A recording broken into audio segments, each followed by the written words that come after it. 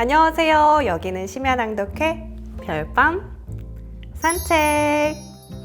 저는 여러분의 별밤 산책지기 임예은입니다. 여러분, 어느덧 연말입니다. 올 한해 모두 건강하고 또 행복하셨나요? 저는 여러분과 함께 좋은 책들을 만날 수 있어서 참 기쁘고 또 감사했습니다.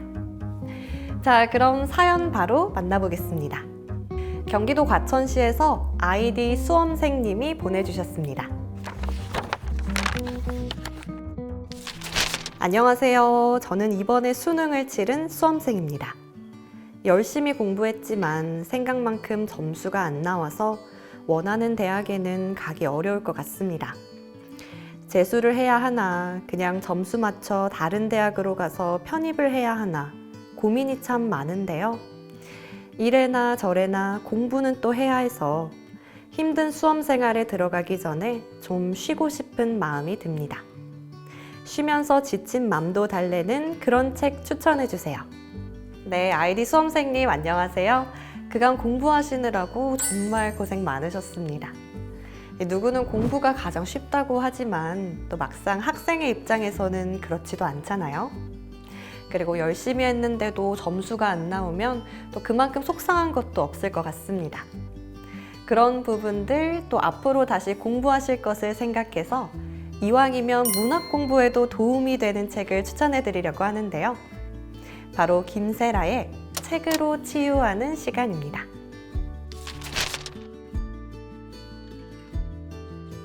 저자는 중학교 교사이기도 했고 대치동 입시학원 강사이기도 했습니다.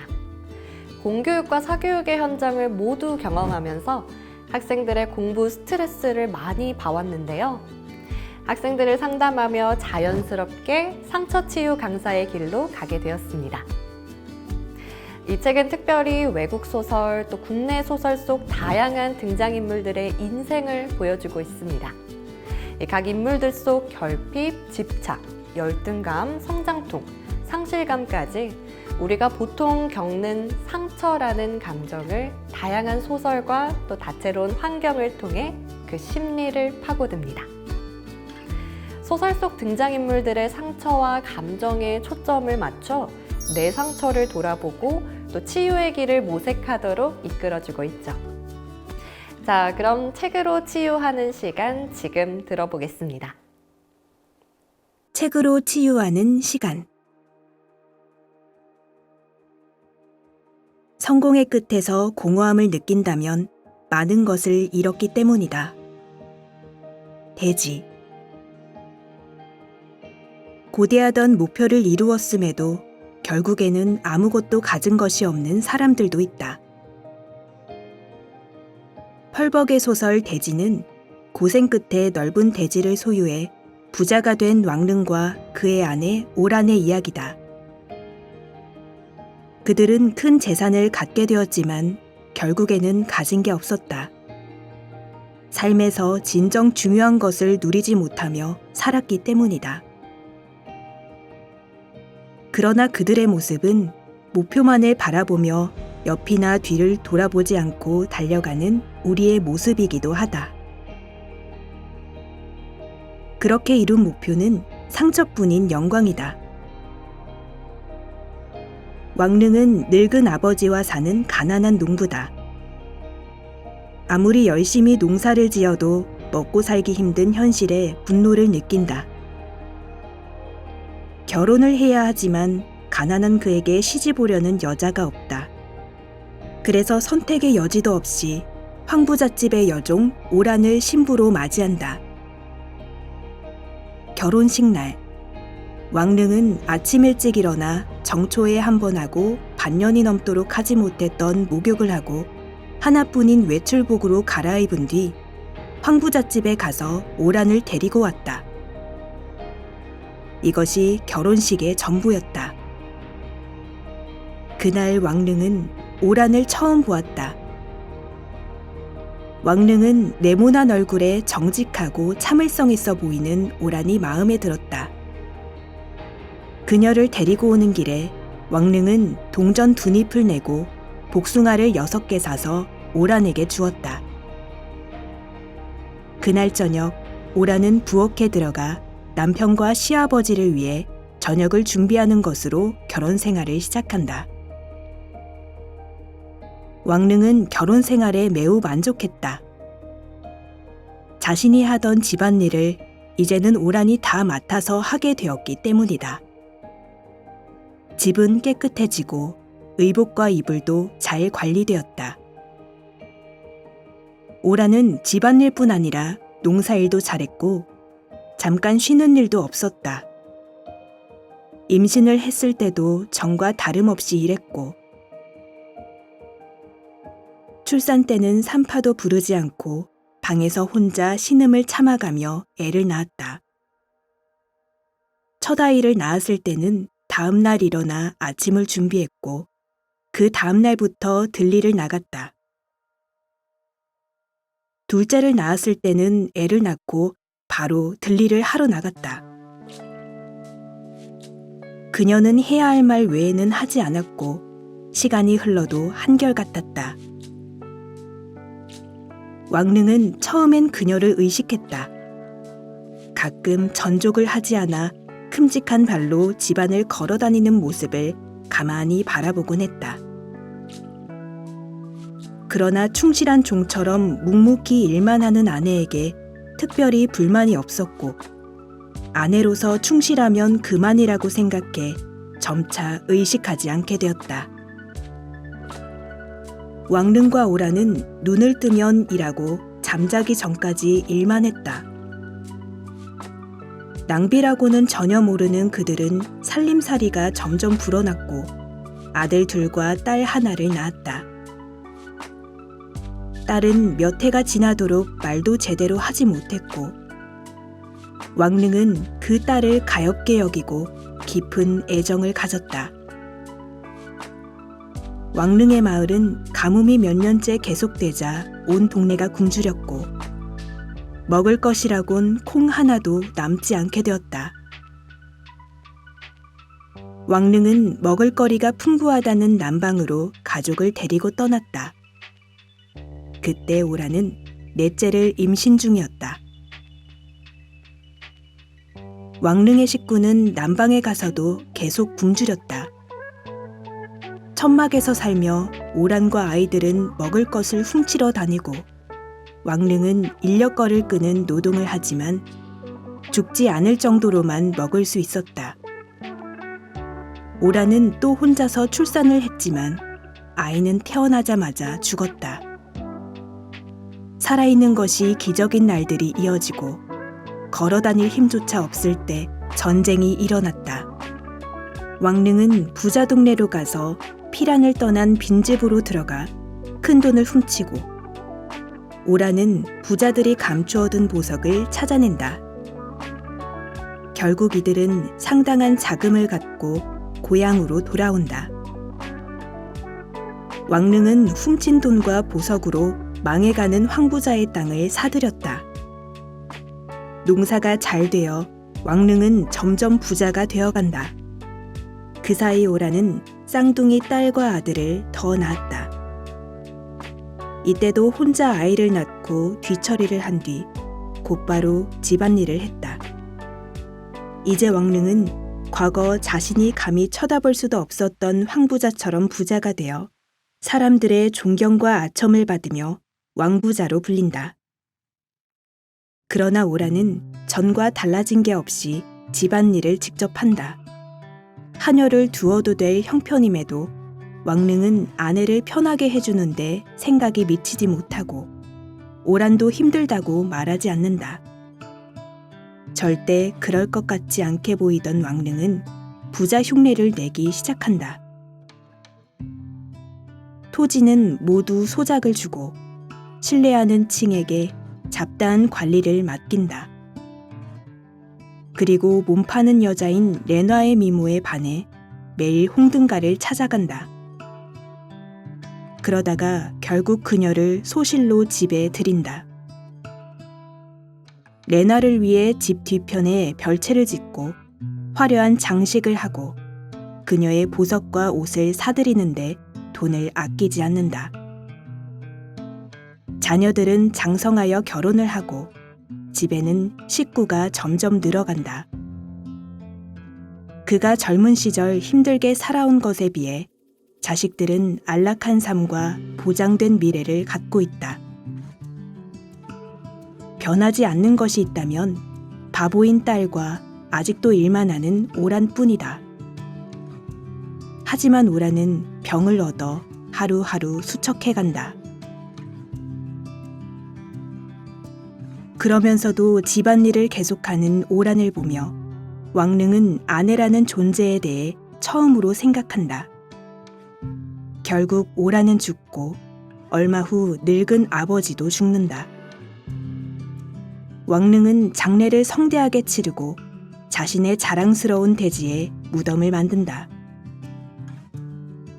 세월이 더 흘러 왕릉은 황부자의 대저택을 사들이고 자식들을 그곳에서 살게 한다. 그는 다 이루었고 자신이 죽은 후에도 자신이 이루어 놓은 땅을 미천으로 대를 이어 부자로 살 것임에 마음을 놓는다. 그러나 그는 나이가 들어가면서 허무함을 느낀다. 땅만 있으면 아무것도 필요 없다고 생각했는데 이제 거대한 땅을 가졌음에도 허무하다. 그 이유는 땅 이외에는 아무것도 없기 때문이다. 그에게는 땅을 모으기 위해 노력했던 것 이외에는 추억이 없다. 아내와 사랑했던 기억도 없고 가족과의 단란함을 누린 기억도 없다. 또 계절 따라 바뀌는 풍경을 보며 달라지는 소소한 감정들이 존재하는지도 모르고 살았다. 각자 삶의 방식은 다르다. 왕릉이 돈을 벌면 무조건 땅을 사는 것과 오란이 쉬지 않고 오로지 일만 하는 것은 그들 각자의 삶의 방식이다. 그들은 삶의 목적이 뚜렷했지만 제3자의 시각에서 보자면 안쓰러운 부분도 있다. 왕릉은 성공했고 많이 가졌으며 목표한 것을 쟁취했지만 속은 텅 비어 있었다. 그 속에 향락이 쉽게 침투했지만 그런 것은 그 빈 공간을 채워주지 못했다. 그리고 오라는 자신에게 편안함을 조금도 허락하지 않았다. 그녀는 일 외에는 할 줄 아는 것이 없었다. 자신의 마음속에 있는 감정을 드러낼 줄도 모르고 더 채워야 할 감정도 알지 못했다. 오라는 자기 자신에 대해 한 번도 말한 적이 없다. 스스로도 자신이 무엇을 바라는지, 무엇을 하고 싶은지 알지 못했고 그저 주어진 시간을 하던 대로 하고 살았다. 그녀는 처음에 부잣집 종이었던 것처럼 결혼 후에도 평생 종처럼 살아간다. 그것이 그녀의 삶의 방식이었다. 그러나 오라는 행복하지 않았다. 부자가 되어서 좋았던 것은 굶지 않는 것일 뿐, 그 이외에는 아무것도 변한 것이 없었다. 감정도 욕망도 바람도 없는 삶이었다. 그녀가 남편을 통해 이룬 성공은 그녀의 것이 아니었다. 오히려 왕릉의 자녀들은 자신이 원하는 것을 얻는데 적극적이다. 왕릉처럼 부지런하지도 않고 검소하지도 않지만 적어도 자신들의 욕망이 무엇인지를 알고 있다. 비록 아버지의 부에 무임승차한 것으로 떳떳하지 않고 아버지 왕릉이 못마땅해 할지언정 자신이 하고 싶은 것을 한다. 맏아들은 성내의 부자들을 대표해서 요직을 맡아 사회활동에 적극적이고 둘째는 큰 곡물상을 차리고 땅의 일부를 팔아서 곡물 유통업을 하려는 계획도 세운다. 그리고 셋째는 군인이 되기 위해 집을 떠난다. 결핍은 남은 게 얼마가 있든 그것과 상관없이 마음이 비어있는 상태다. 만족을 모르는 가난한 부자는 결국 행복할 수 없다. 월스트리트의 마녀라고 불리는 해티 그린이라는 여성이 있다. 포브스지가 밀레니엄 부호를 선정했을 때 그녀도 포함되었다. 비록 그녀는 엄청난 부자였지만 역사상 가장 지독한 구두쇠로 알려져 있다. 해티 그린은 어렸을 때부터 경제에 밝았다. 글을 읽게 되자마자 경제신문을 읽었고 부모가 주는 용돈을 체계적으로 관리하기 위해 은행에 구자를 만들었다. 13세가 되었을 때는 아버지 회사에서 격리 업무를 볼 정도로 숫자와 돈에 대한 계산이 뛰어났다. 남북전쟁 중 헐값으로 떨어진 국채를 사들였고 전쟁이 끝나자 가격이 정상화되어 재산을 기하급수적으로 불렸다. 결혼을 했지만 얼마 되지 않아 이혼했는데 이혼 사유는 남편의 사치스러움 때문이다. 또한 경제공황 시기에 바닥으로 떨어진 주식을 사서 오를 때까지 기다렸다가 팔아 엄청난 수익을 거두었다.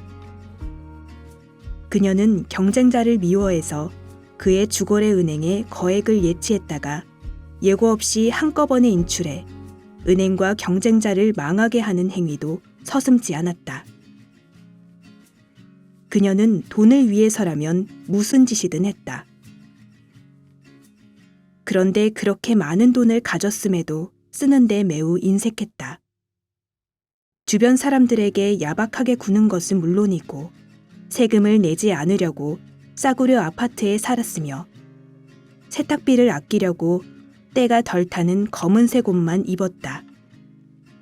가장 경악스러운 일은 아들이 어릴 때 다리를 다쳤는데 치료비가 아까워 병원에 데려가지 않았다. 결국 다리가 썩어 들어가서 무릎 아래를 절단하고 말았다. 주변에 친구도 없었고 마녀라고 손가락질을 받았으며 돈에 벌벌 떨며 살다가 외롭게 죽었다. 그녀는 돈이라는 목표 이외에는 아무 것에도 관심을 두지 않았다. 그녀는 놀라운 부를 축적했지만 그것을 대단하다고 생각하는 사람은 없다.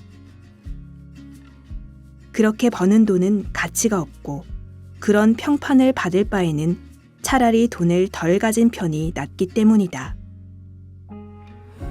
그리고 자식을 불구로 만들 바에는 차라리 가난하게 사는 편이 나을 것이다. 보편적인 행복, 일상적인 기쁨, 인간적인 따뜻함을 전혀 모르고 살았던 해티 그린은 실패한 인생이다.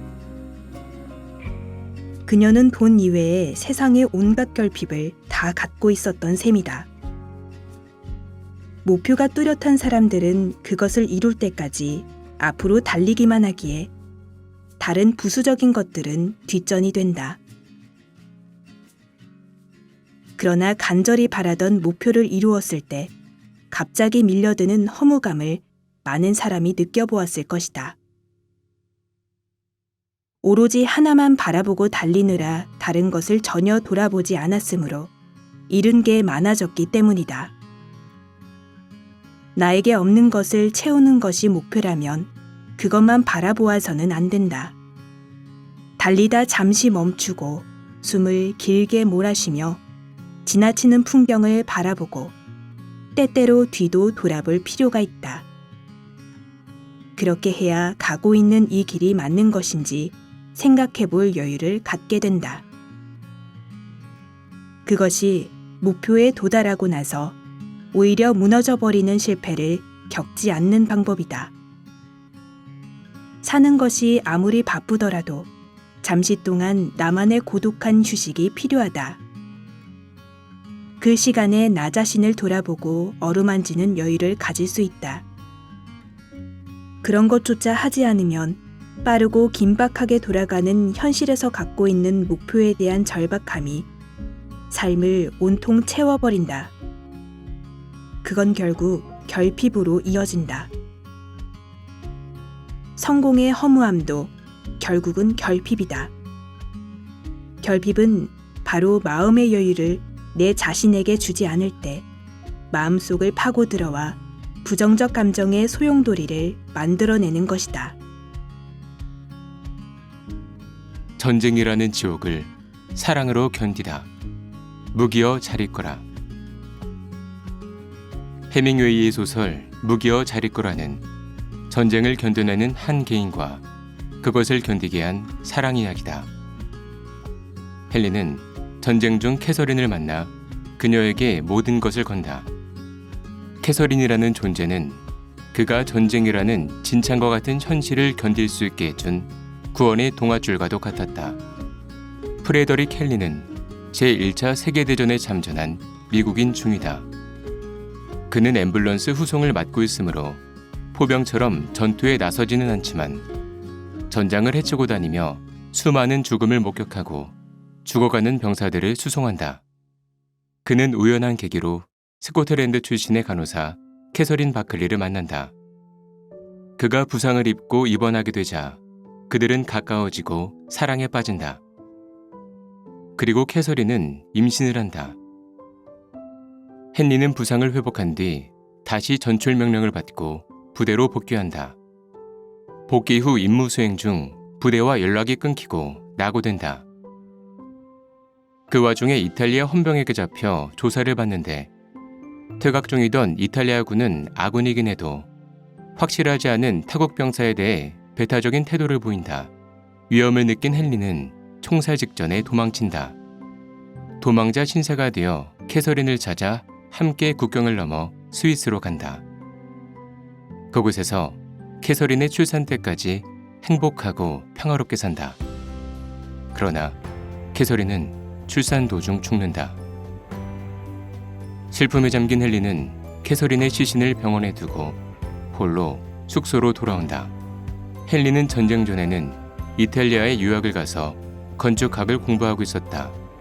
전쟁이 일어나자 뚜렷한 이유 없이 이탈리아군에 입대한다. 그는 그즘 음주와 섹스 말고는 자신의 존재 이유를 모르고 있었다.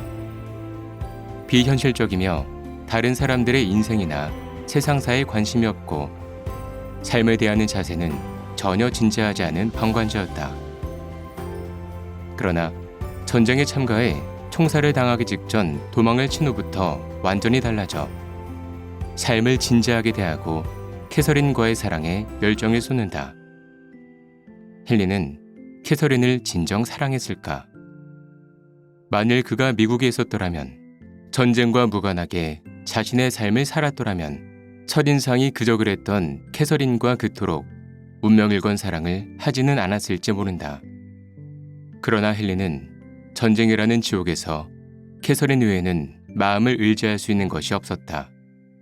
그는 자신이 진정으로 그녀를 사랑하고 있다고 믿는다. 스위스로 도망을 가서 살던 어느 날, 같은 동네에 사는 그래피 백작과 당구를 치던 중 백작이 캐서린을 삶에서 가장 소중하게 생각하느냐고 묻자 그는 주저없이 제가 사랑하는 사람입니다 라고 대답한다. 그것은 캐서린이 현재 그에게 가장 소중한 존재이기 때문이다. 전쟁이 끝나거나 예전의 자신으로 돌아가 미국에 있다면 그에게는 다른 중요한 것들이 있을 수 있다. 헨리는 원래 추상적이고 관념적인 것을 싫어하고 실존적인 것에 가치를 둔 사람이다. 그러나 생과 사를 넘나들고 죽음이 일상화된 급박한 상황은 그를 사랑에 집중하도록 했다. 탈출하여 캐서린에게 가는 동안 그는 자신의 행동에 정당성을 부여한다. 생각에 몰두해서 행동을 결정하는 것보다는 본능에 따르는 것이 바람직하며 이제 캐서린과 사랑하는 것은 운명이라고 스스로에게 주입한다. 캐서린의 임신 소식을 처음 들었을 때 그는 놀라지도 않고 전시 중의 출산에 대한 걱정도 하지 않는다. 그는 전쟁이 없는 오스트리아에 가고 싶어하며 스페인에 가지 못한 것도 아쉬워한다. 전쟁에 참전한 장교로서 그는 이 전쟁에서의 승리를 믿지 않고 패배도 믿지 않는다. 오직 현재의 삶이 편하기를 바란다. 이런 생각은 헨리뿐 아니라 병사들도 마찬가지였는데 그들은 전쟁이 계속될수록 참전의 의도와 목적이 무엇인지 의구심을 갖고 승리에 관심이 없다. 한 기술병은 아무것도 깨닫지 못하고 또 깨달을 능력도 없는 높은 계급의 부류들 때문에 이런 전쟁이 벌어지고 있는 거라고 말한다. 그들은 모두 이 전쟁이 누구를 위한 것인지 의문을 갖고 전쟁을 증오한다. 또 진격보다는 후퇴를 좋아하는데 그 이유는 후퇴할 때는 바르베라를 마실 수 있기 때문이다. 헨리를 비롯한 모든 참전병사들에게는 현실을 이겨낼 무언가가 필요했다. 그들에게는 그것이 적군을 한 명 더 죽이는 것보다 절실하다. 헨리는 이탈리아 헌병에게서 도망친 후 군복을 벗어버리고 싶어한다. 자신은 전쟁에서 손을 뗐기에 더 이상 전쟁은 자신이 감당할 일이 아니라고 생각하며 남아있는 모두에게 행운이 있기를 바란다. 그는 전쟁 전의 비현실적인 인물에서 이제는 상당히 현실적인 인물로 바뀌었다. 거기에는 다소 이기적인 성향도 포함되는데 그가 캐서린의 해산을 기다리는 동안 했던 행동을 보면 알 수 있다. 헨리는 캐서린이 진통을 한 동안 병원 밖에 있는 광장의 카페에서 여러 번 식사를 한다. 첫 번째는 브리오슈빵을 포도주에 적셔 먹고 커피를 마신다. 두 번째는 슈크루트와 맥주를 먹는다. 세 번째는 캐서린이 진통 끝에 제왕절개를 하고 난 후에 카페에 가서 해메그와 맥주를 먹는다. 그는 배가 고팠으므로 한 접시를 더 주문해서 먹는다. 그러나 캐서린이 출산 도중 죽고 헨리는 병실에 남아 캐서린 옆에서 조용히 마지막 시간을 갖는다. 그리고 잠시 후 병실 밖으로 나와 병원을 뒤로 한 채 비를 맞으며 호텔을 향해 발걸음을 옮긴다. 가장 사랑하는 사람을 잃었지만 그의 슬픔은 어딘지 모르게 담담하다. 그는 현재 스위스에 있으며 전쟁은 곧 끝날 것이고 그러면 미국으로 돌아갈 것이다. 그리고 아직 젊은 그는 미국인으로 계속 살아갈 것이다. 캐서린은 그의 힘든 시기를 지켜준 추억 속의 여인으로 삶의 한 페이지를 장식한 존재로 남을 것이다. 힘든 시기에 마음을 잡아줄 무언가가 필요했으므로 헨리는 캐서린에게 온 마음을 쏟았다. 그녀로 인해 스위스에서 행복을 맛볼 수 있었다. 그녀의 존재는 그로 하여금 지옥 같은 끔찍한 전쟁이라는 상황을 견디게 해준 안식처였다. 캐서린과의 사랑이 헨리를 지켜준 것처럼 우리도 힘든 시기에는 그것을 견뎌낼 수 있게 해줄 무언가를 찾아야 한다. 삶이 힘들수록 위축되고 의지를 상실해 아무것도 하고 싶지 않지만 그럴수록 마음을 다잡을 수 있는 무언가가 필요하다. 그것이 거창할 것일 필요는 없다. 다만 몰입할 수 있는 것이어야 한다. 헨리처럼 누군가를 사랑하거나 현재의 사랑을 지키기 위해 더 열정을 쏟거나 소홀했던 사람들에게 일도적일지라도 친절을 베푸는 것이 마음을 잡아줄 수 있다. 또 좋아하는 분야의 독서 목록을 만들어 다 읽어보는 것. 좋아하는 영화 감독이나 영화 배우의 영화를 모두 찾아서 보는 것. 훌쩍 여행을 떠나보는 것. 헬스에 등록해 운동하기 등 소소하지만 스스로 마음을 위로할 수 있는 방법을 찾아내야 한다. 무엇인가 몰입함으로써 상처가 삶을 잠식해버리지 않도록 말이다. 처음부터 완벽하게 자기 길을 가는 사람은 없다. 인간의 굴레. 서머신 몸의 소설 인간의 굴레는 우리 누구나 겪게 되는 삶의 과정을 보여준다. 자신의 의지와 상관없이 겪게 되는 인생에서의 좌절, 실패, 선택의 오류, 방황의 여정 등을 담고 있다. 주인공 필립의 삶은 끝없이 후회하고 갈등하는 평범한 우리의 모습이기도 하다. 그를 통해 이미 경험했거나 또는 경험하게 될 삶의 굴레를 진하게 느낄 수 있다. 필립은 선천적 소아마비로 다리를 심하게 전다. 외과 의사인 아버지가 폐혈증으로 죽고 어머니는 몇 달 후 둘째를 사산한 후유증으로 죽는다. 7살의 어린 필립은 백부에게 보내진다. 백부인 캐어리는 목사로 런던 외곽의 목사관에 살고 있다. 백부는 완고하고 규칙을 중시하는 사람으로 다정함은 없지만 책임감을 갖고 고아가 된 조카를 거둔다. 선량하고 순종적인 루이저 백모는 아이를 낳아본 경험이 없지만 필립을 정성껏 돌본다. 책에 흥미를 보이고 시간만 나면 책을 가까이 하는 필립을 보며 이들 부부는 필립이 백부의 뒤를 이어 성직자가 되기를 소망한다.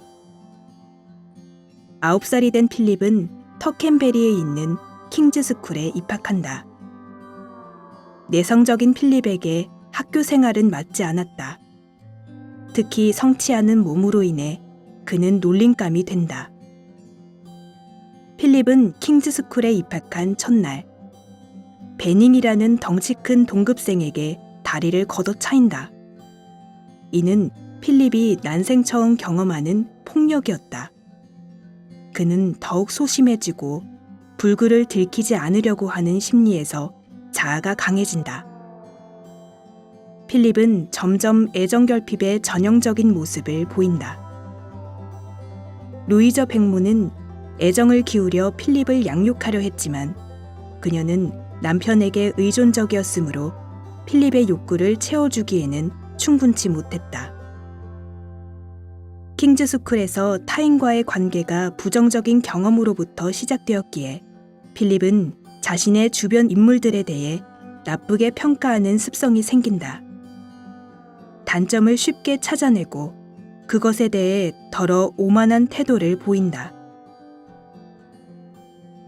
또한 다른 사람들이 호의를 보이면 진심이 아닐 거라고 생각한다. 필립은 킹즈스쿨에서 마음에 드는 친구를 만나게 되는데 그에게 열정을 쏟는다. 하지만 관계의 거리 조절에 서툴러서 좋아하는 친구에게 자신이 유일한 친구가 아니라 단지 여럿 중에 하나인 것을 받아들이지 못한다. 결국 우정은 깨지고 상처만 남는다. 필립은 자연스럽게 사람들과 어우러지는 경험을 많이 하지 못한 것이 대인관계에서 드러난다. 그는 불구 때문에 사람들의 시선에 신경을 쓰는 것이 습관이 되었고 어머니를 너무 일찍 잃어서 사랑을 주고받는 법을 자연스럽게 익히지 못했다. 대인관계를 시작할 때의 기본적인 처세는 일반적으로 성장 과정에서의 경험에서 비롯된다. 그러나 필립은 경험 부족과 부모의 애정 결핍으로 인해 몸도 불구이지만 정신적으로도 완전하지 못했다. 학년이 올라가면서 성적이 우수한 필립은 더 이상 놀림을 받지 않는다. 필립이 졸업 학년이 되었을 때 모두 그가 옥스퍼드 대학에 진학하고 성직자의 길을 걸을 것이라 예상한다. 그러나 필립은 정해진 길로 가는 것에 매력을 느끼지 못하고 틀에 박힌 삶을 살고 싶어 하지 않는다. 그래서 독일로 유학을 떠난다. 성직자가 되지 않겠다는 필립의 선택에 백부와 백모는 실망감을 느낀다. 이제 조금 어른이 된 필립은 처음으로 자신의 의지로 선택한 길을 가고 있음에 자유로움을 느낀다. 하이델베르크에서 독일어와 다른 몇 가지 수업을 들으며 새로운 사람들을 만난다. 특히 문학 청년 헤이워드에게서 그동안 만난 사람들과는 다른 신선함을 느낀다. 그러나 그와 문학을 이야기하며 관계를 이어나가던 중 헤이워드의 지독한 관념주의에 실망한다. 필립은 자신을 미화하고 거짓으로 치장하는 것을 싫어하기 때문이다. 필립은 독일을 떠나 런던에서 공인중개 견습 직원으로 취업을 한다. 아는 사람이 없는 런던에서 그는 외로움을 느낀다.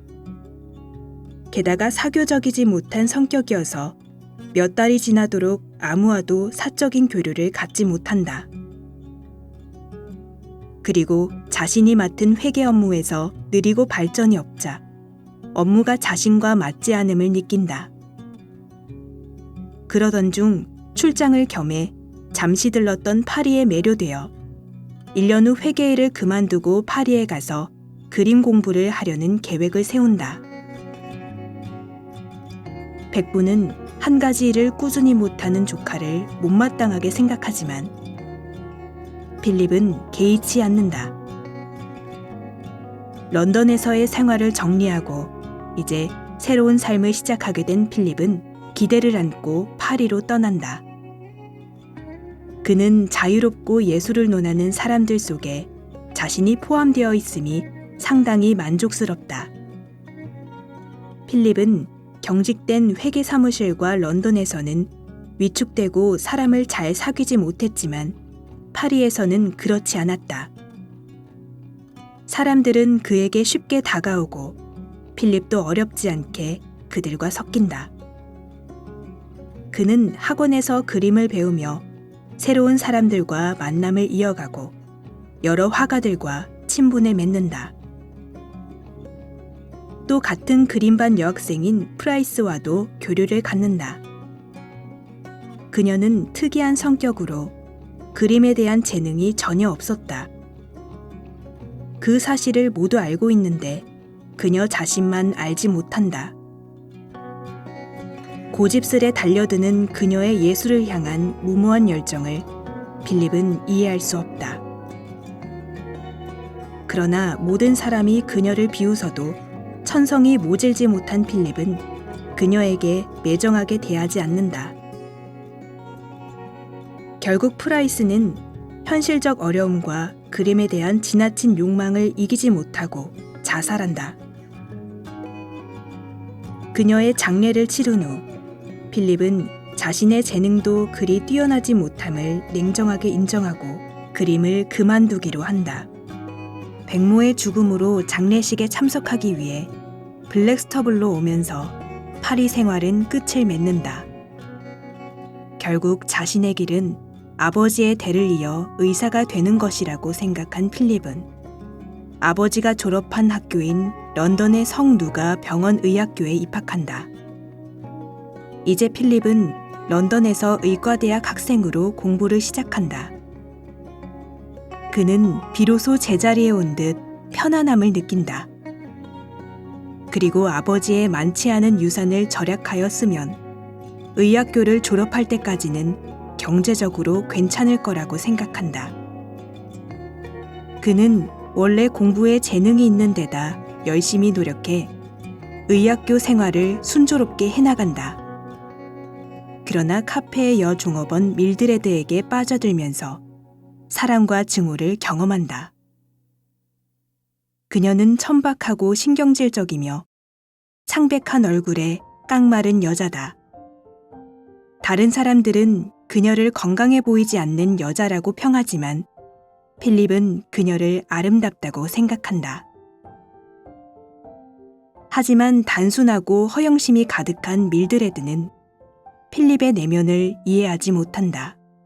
필립은 병원에 환자로 입원했던 40대의 저널리스트인 애설리와 인간적 교류를 나누면서 그의 가족들과도 친해진다. 그는 사랑이 많은 애설리의 가족에게서 처음으로 가족이란 공동체에 따뜻한 애정과 안락함을 느끼고 그들과 친밀하게 지낸다. 그러나 필립은 밀드레드와의 관계를 멈추지 못한다.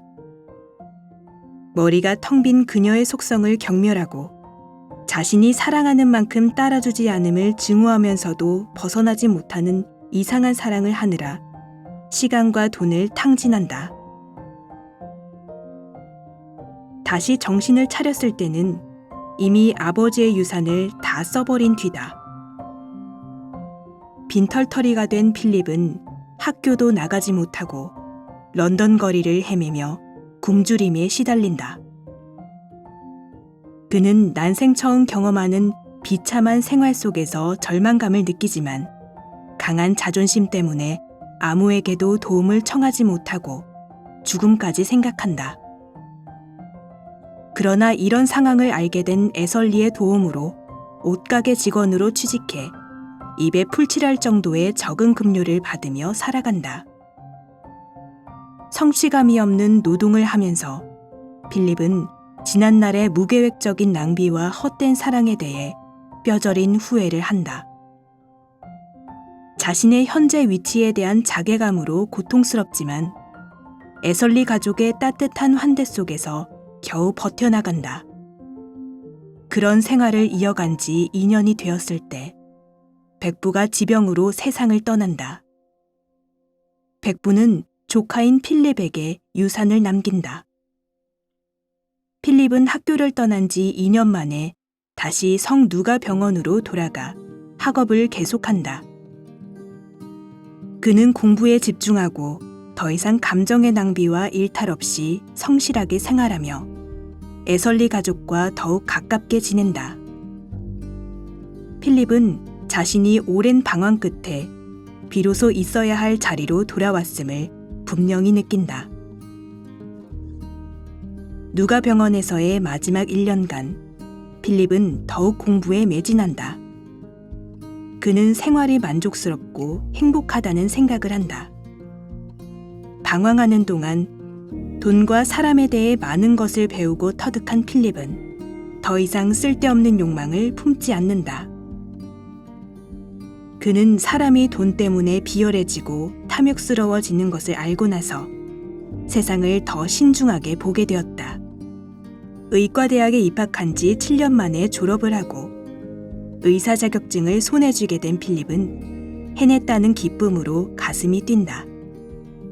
그리고 건강한 아름다움을 가진 애설리의 큰딸 셀리에게 청혼하고 드디어 세상 속에서의 삶을 시작한다. 자신의 길을 시행착오 없이 찾을 수 있다면 그것만큼 행운도 없을 것이다. 많은 사람이 필립처럼 여러 가지 실패와 좌절을 겪고 계속되는 헛발질을 하고 난 뒤에 자신의 길을 찾게 된다. 심지어 찾지 못하는 사람들도 있다. 특히 획일화된 교육을 받고 사회의 가치관이 다양하지 못한 우리나라에서는 젊은 나이에 자신에게 맞는 길을 찾기가 쉽지 않다. 그로 인해 오랜 시간을 돌고 돈 뒤에 자신의 길을 찾는 경우가 많다. 그러나 방황의 시간들이 헛된 것은 아니다. 좌절과 혼란의 시간들은 이후의 삶의 길잡이가 되어줄 것이기 때문이다. 문제는 더 나이가 들었을 때 다시 만나게 되는 좌절의 시간이다. 특히 아무런 장애 없이 평탄하게 살다가 은퇴한 사람들에게 앞으로의 긴 삶은 두려움이다. 기복 없는 삶에서는 겪어보지 못한 외로움, 소외감과 정면으로 마주하게 된다. 그러므로 삶에서 아무런 어려움이 없다는 것은 오히려 독이 될 수 있다. 그래서 필립과 같은 방황은 젊은 시절 필요한 과정이라 할 수 있다. 필립은 백부의 장례를 치르고 런던으로 떠나기 전 자신이 다녔던 첫 학교인 킹즈스쿨을 찾아간다. 그는 운동장에서 학생들을 보며 오래전 이 학교에 다니던 때를 회상한다. 이곳을 떠난 지 오래되었지만 그동안 이루어 놓은 일이 하나도 없음과 시간을 낭비한 것에 대한 자책감을 느낀다. 그리고 다시 돌아갈 수 있다면 적어도 지금보다 잘할 수 있을 것이라는 생각을 한다. 필립처럼 어느 날 조용히 자신이 지나온 길을 돌아보면 밀려드는 회한, 여기서 멈추면 어쩌나 하는 두려움이 엄습하는 경험을 해보았을 것이다. 그러나 정신없이 흘러가는 일상에서 자신을 정리해보고 무엇이 잘못되었고 이 길이 맞는지 생각해보는 사색의 시간은 반드시 필요하다. 생각 없이 흘러가는 삶보다는 어느 때라도 맞는 길을 가게 된다면 그것이 곧 성공한 삶이 될 수 있기 때문이다. 의사가 된 필립은 휴가를 내서 스페인을 여행하고 싶어 한다. 그는 스페인 여행을 시작으로 그가 갈 곳들에 대한 계획을 세우고 선박 회사에 물어 항로까지 조사한다. 그러나 셀리에게 청혼을 하면서 깨달은 바가 있었다. 그동안 남의 말과 글이 주입해온 이상을 쫓아왔을 뿐 자기 마음의 욕망을 따른 적이 한 번도 없었음을, 자신의 행로는 언제나 어떤 것을 해야 한다는 의무감에 좌우되었을 뿐 진정 마음이 원하는 바를 따른 적이 없었음을 알게 된다. 그는 초조한 마음으로 이 모든 거짓을 내던지기로 한다. 그는 친구 헤이워드에게서 받은 양탄자를 떠올리며 일상적인 무늬를 짜는 것이 가장 완전한 무늬임을 깨닫는다. 인간의 굴레에서는 우리 인생을 양탄자에 비유한다. 우리가 삶에서 겪는 불행이란 인생이라는 전체 양탄자에서 정교하고 아름다운 장식의 일부에 지나지 않기에 삶에서 겪는 모든 것을 즐거운 마음으로 받아들여야 한다고 말한다. 왜냐하면 그것이 삶의 무늬를 더 풍부하게 해주기 때문이다. 우리가 젊은 시절 밤을 새워 토론하고 고민하던 인생과 사회에 대한 정의도 시간이 지나면 퇴색한다. 하지만 그것은 슬픈 현실이 아니다. 퇴색했다고 해서 퇴보하는 것은 아니기 때문이다. 어느 정도의 절제와 양보, 한 박자 쉬어가는 법을 알게 되었을 테니 말이다. 이는 삶의 완전한 무늬를 짜고 있는 과정이다. 지금 우리는 어떤 무늬를 짜고 있을까? 한 가지 명심해야 할 것은 짤 때는 무늬의 전체적인 모양을 알지 못한다는 점이다.